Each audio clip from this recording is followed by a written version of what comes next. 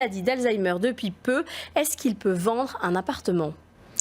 Alors Ambroise, j'allais dire que c'est la question la plus difficile qui peut se poser pour un notaire et qu'il n'y a pas de réponse toute faite. Bon, déjà, le diagnostic a été donné, il est atteint de la maladie d'Alzheimer, mais pour être très clair, il faut que l'on rencontre son père, il faut qu'elle aille voir le notaire avec son père, que le notaire puisse poser des questions à son père, savoir s'il a bien conscience de ce qu'il fait, de ce qu'il vend, pourquoi il vend. Et c'est après, au moment de cette appréciation du consentement, que l'on pourra savoir si oui ou non il est en capacité juridique de vendre le bien tout seul. Et dans beaucoup de cas, et dans la majorité des cas, on téléphonera également au médecin traitant pour voir avec lui à quel stade on en est dans la maladie. Donc il n'y a pas... C'est au notaire d'évaluer c'est au notaire la notion par des de consentement.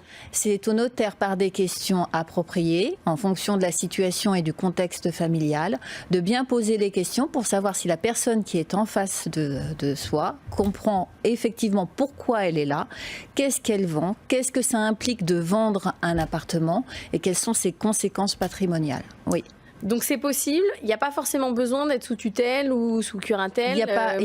C'est possible parce que la maladie d'Alzheimer en elle-même ne rend pas incapable. C'est ce que je vous disais tout à l'heure. Tout dépend en fait à quel stade de la maladie vous êtes. Est-ce que vous êtes au début, au milieu ou sur la fin ?